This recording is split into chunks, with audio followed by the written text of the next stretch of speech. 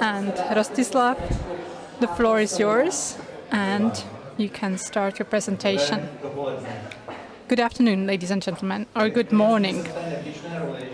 I have the difficult task because I am preventing you from enjoying your coffee break. My apologies. Sorry to be disturbing the best part of every conference, which is networking and coffee breaks. So let me clearly declare that I'll be not disrupted, but on the contrary, honored if you keep sipping your champagne, coffee, or eating. So let me start, and please continue with your coffee break while I speak. We decided we would share with you some insights into the contemporary HR and leadership interaction, mostly in Central and Eastern Europe. We've done so also roughly 7-8 years ago as well. So we do have some historical comparisons to show. So let me share with you a couple most interesting findings. And it works. Fantastic, you were right. So, how to make HR become rather a business driver than anything else was the original intention 7 years ago. We expanded it a bit this time. We thought of following questions. How best can HR help leaders overcome their challenges? I wonder if the fan is not audible through the mic. If it would be, please provide me with a feedback. Where perspectives of C-levels and HR match or differ? Quick survey, who of you is HR? Raise your hand, please. Fantastic. Who of you is C-level? Raise your hand, please. Fantastic. The response group was actually bigger in C-level. So it was easier for us to get the insights from C-levels than from HR. So it's like 55% of the respondents were C-levels and 45% were HR. And let's see, there are very interesting differences. What HR activities bring biggest added value? And how did also HR evolve in last 8 years? We do see some interesting changes. So the respondents were mostly from the mid-sized companies, a couple of them from small businesses, some from large corporations. The business experience of the people was mostly from 5 to 15 years, which was 58%.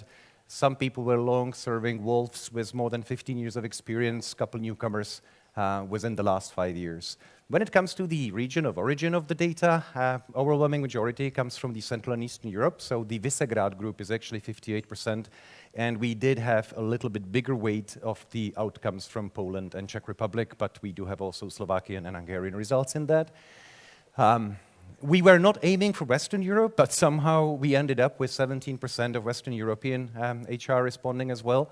And we got 25% of data from the Southeastern Europe and from the CIS countries. We did actually got a lot of data from Russia before, but these were excluded because they're, for the happenings as they are today, actually not much relevant anymore as the ties were cut on all fronts. So, section 1, what are the future expectations? I'll present you with a question. You may think for an answer before I show you the results. In upcoming 18 months, what changes in personnel does your company or business unit expect? Okay, you can think for yourself, and whether you participated or not, you can still think about your own company. What do you think will be the changes in personnel? Hiring, firing, or no difference? So HR was hoping to hire in half of the cases, assuming no change in 40%, and 10% were anticipating firing. Are they optimists or pessimists? Let's have a look at the C-level. And surprisingly, C-level expectation of hiring is 75%. And dear HR in the room, there is no firing expectations to be probably falling on your head. So that's an interesting gap between how C-levels see the need for people and how HR is anticipating the ongoing projects. So, dear HRs, is that good news or bad news? Well, the thing is, you have a job to be done, and you're not even aware of it. You have to hire more, most likely. In dear C-level guys and ladies, is guys both gender? Can I use it to be... Is it Thank you. I just was, after last presentation, I wasn't sure not to get stoned. So, guys, if you're C-level, make sure you make your urgency for recruitment to be heard louder because they don't get it, maybe as urgently as you do. Okay, ready for the next one? HR budget development expectations. Yeah, that's a good thing, right? Well, how much do they give us? In 18 months, budget changes, will that go higher, will that go smaller, or will it keep unchanged? HR seems to be slightly balanced, 37% increase, unchanged 36%, and 27% is expecting cuts in your HR budgets. Is that true? Do you have the same answer in your mind? Look at the C-level answer. They're far more optimistic than you are. 50% of them expect increase, and only 18% expect decrease. So what's the conclusion out of this gap? Okay, first we knew you have a job to be done. Second, you can ask money to deliver. So maybe there is a budget that you're not aware of. If they want you to deliver people, they're willing to pay for it, but you have to deliver. A recommendation here would be, hey, think big. Don't worry. If you believe you have candidates, then you have to have more. By the way, all the managing directors of assessment systems from various countries in the room, you've heard this from me for the last more than a year. I keep pushing our company to keep hiring, and only then we got the results. So it's actually so nicely embedded in our culture. So, dear HR, think bigger. Dear C-level, do verbalize your staffing expectations as well as your awareness that you're willing to pay for that. I would put here my most favorite quote from the Bible. It's not about slaughtering your enemies and eating their children, like Bob Hogan was quoting earlier in the morning. It's a different one, and it goes towards the budget. Thank you, ladies. That was amazing speed.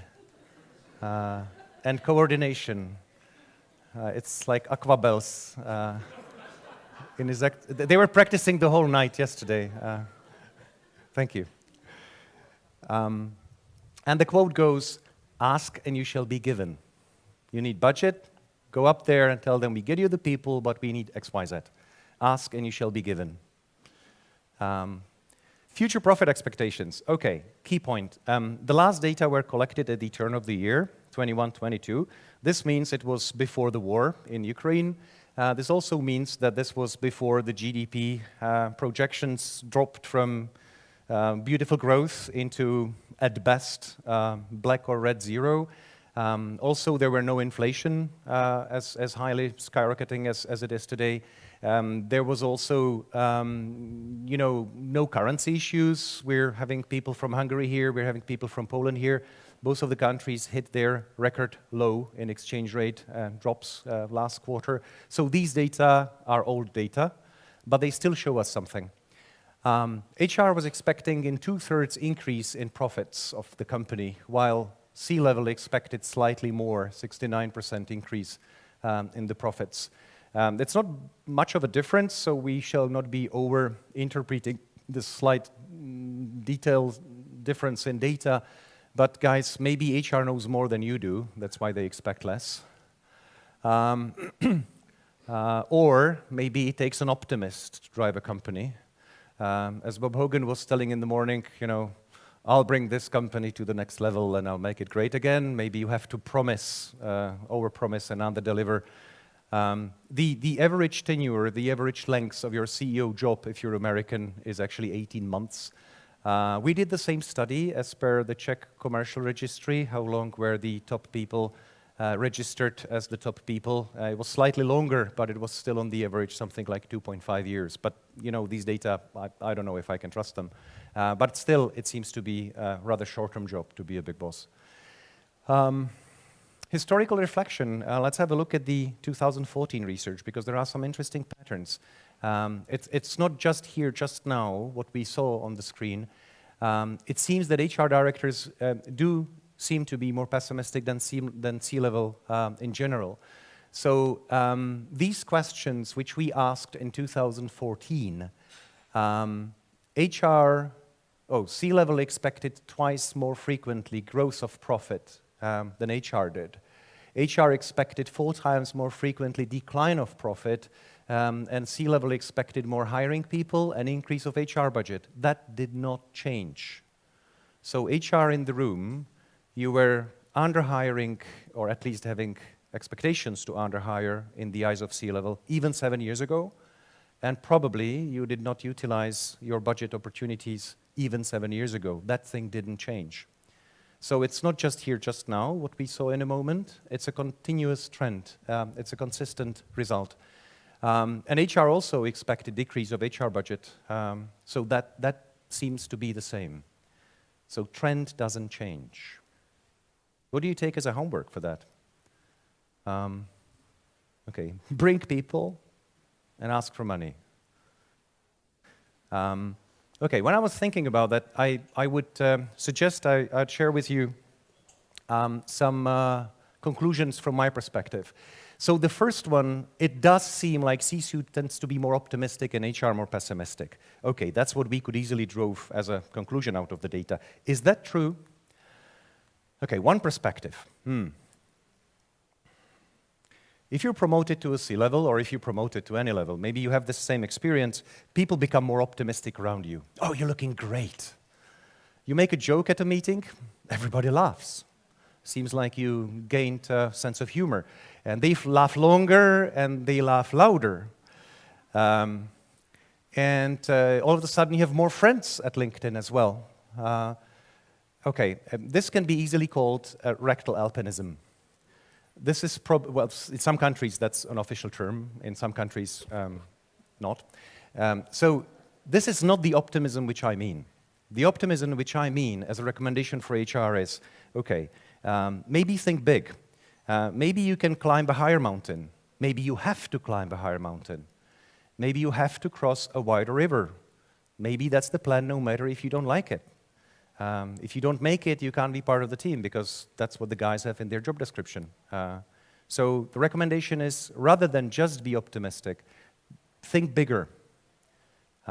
Understand the challenges that are coming top-down and find ways how to do it, rather than just be an optimist and keep over-promising. You can walk a long way with over-promising, and you will have a very colorful CV after a few years. But maybe if you think bigger of why is it needed, and that it is needed, would be more of a help.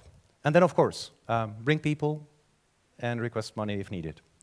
But the first one, think bigger, is what I would like to stick in your mind.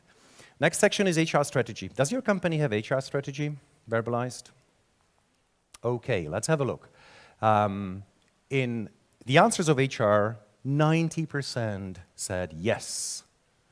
What do you think C-level said? Make your guess in your mind. And okay, it's not that bad. 62% said yes. Okay, HR work in the same company like C-level, right? So where the difference comes from? So maybe HRs, you need to be louder about your HR strategy. Or, dear C-levels, if you need one, ask. By the way, that's the second part of the quote. Seek and you shall find is relevant to hiring needs, and ask and you shall be given is relevant to all the other things. So C-levels, if you need an HR strategy you don't know about one, just request it.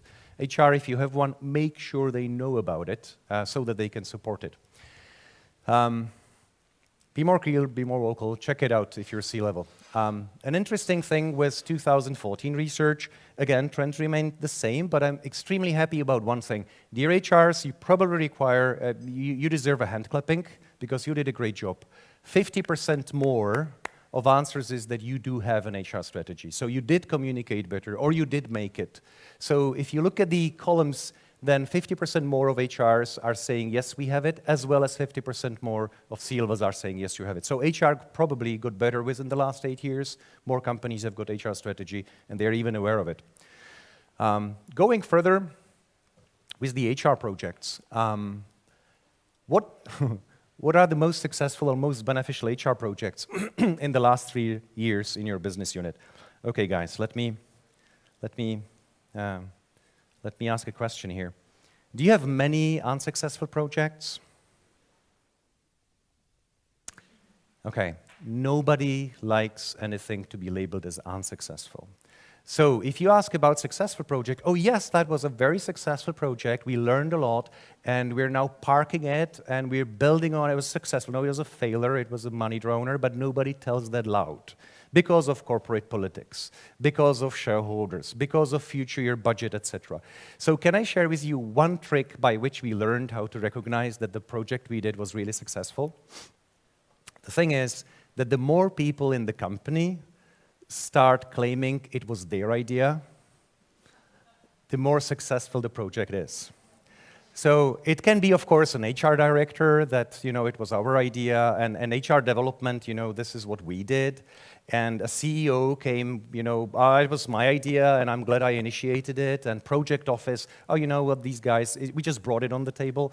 In one company, we had 7 people claiming to be the author of the idea, which of course makes us very happy, and we're happily, silently standing in the corner, and all of them are happy. So that's a little trick, that the answer can be political. So what were the most successful projects in the last 3 years?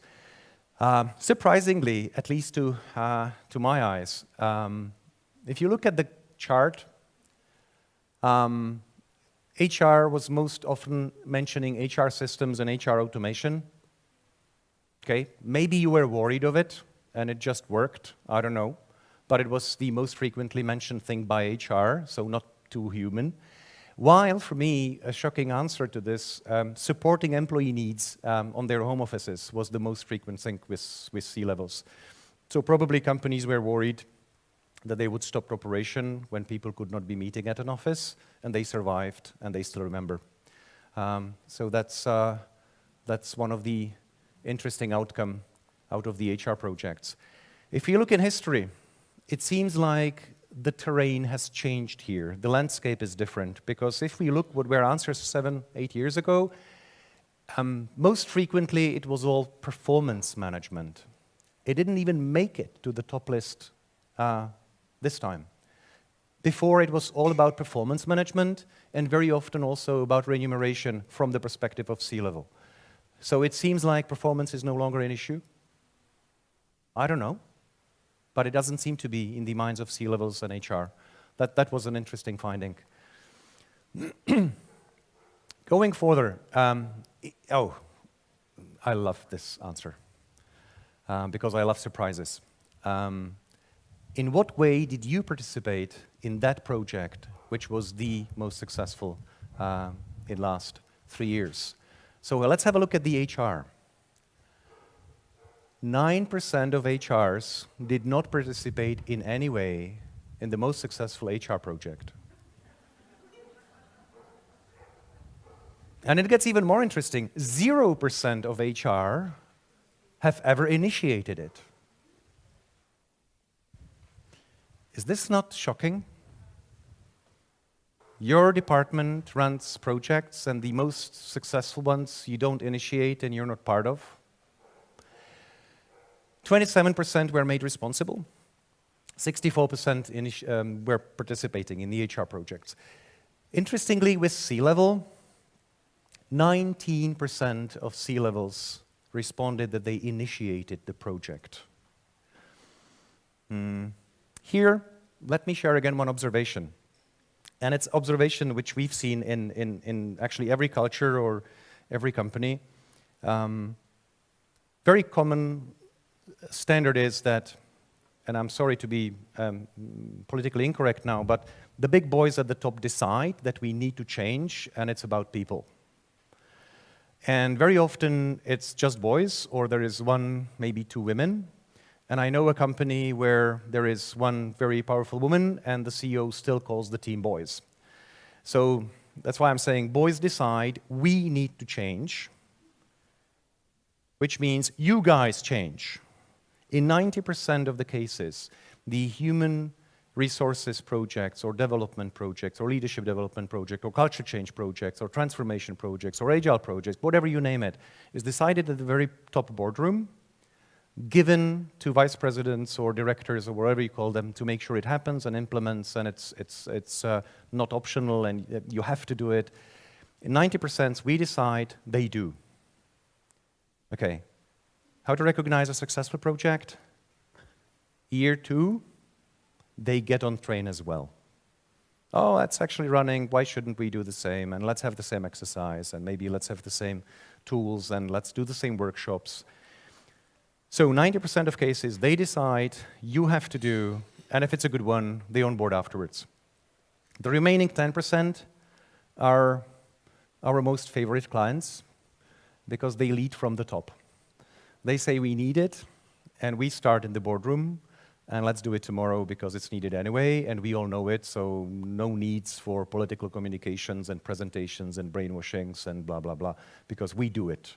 And then if we do it, they see we're doing it, and they understand they cannot escape it. But if I'm saying 10%, I'm being HR. No, I'm being C-level, which means I'm optimistic. I actually don't have exact data, it's my guess, but I actually think it's slightly less than even 10%. It's single digit of companies like that. So those of you who had hand up when you were C-levels, you know what to do, and as I've seen the hands, I know you do, so it makes no sense for you. Sorry to be bringing you information you don't need anymore. But that's an interesting thing. What conclusions can we drive out of it for HR? My quote would be, initiate or drive, or you will be driven. Make sure you have an impact. Thank you so much, Petre. I appreciate your help. So initiate and participate and communicate and ask as a recommendation for HR. Which HR projects led to limited or no results, and we actually calibrated even tougher the questions, or if it became a money buster. So looking at the HR answer, 37%, we had no problem with any project. Honestly speaking, I would love to work in such a company. We do have our HR director, he's over here somewhere, and yes, just like most of the companies, we sometimes have clumsy things that just don't work the very first moment. But 37% of HR claim we had no problem. And very often it was about payroll and bonus schemes, and software didn't working well, the implementation not flying well. C-level, univocally, most frequent answer, additional salary boosts. So it looks like that the anticipated projects from 8 years ago, when it talked about performance management and remuneration schemes that are needed, have actually failed. It seems like when it comes to remuneration, this was not something that worked out well. Was this the same in your company? Good luck for you, if it wasn't. Interesting hint for HRs. In all the answers, we've only seen negligible, if any, results when it comes to the unsuccessful projects or money busters to be mentioned as coaching or psychological support for employees. So if you want to make no mistake, this would be safe. They don't complain about it. So watch out for salary changes. That's the conclusion. One of the last questions, in the next 18 months, which key HR activities and projects are you prepared to invest money and people energy in? The answer for HR went through leadership development, talent development, organizational development, and then later competency mapping and well-being initiatives. So it looks like development, development, development, development again. So those who survived just need to be developed because there are no other people to hire, so we have to work with what we have, right? And C-level, surprisingly, development. Looks like it's going to be a time for leadership development. And again, recruitment and assessment, which is not in the HR. So once again, HR seems to be underestimating recruitment. And once again, C-levels mentioning the recruitment again. So leadership development in spotlight, and for HR, recruit, recruit, recruit. That seems to be a blind spot that guys up there are hungry for, and maybe you don't hear loud enough. And with this, I would love to thank you very much for your attention, and I'm ready for your questions, tomatoes, comments. Thank you.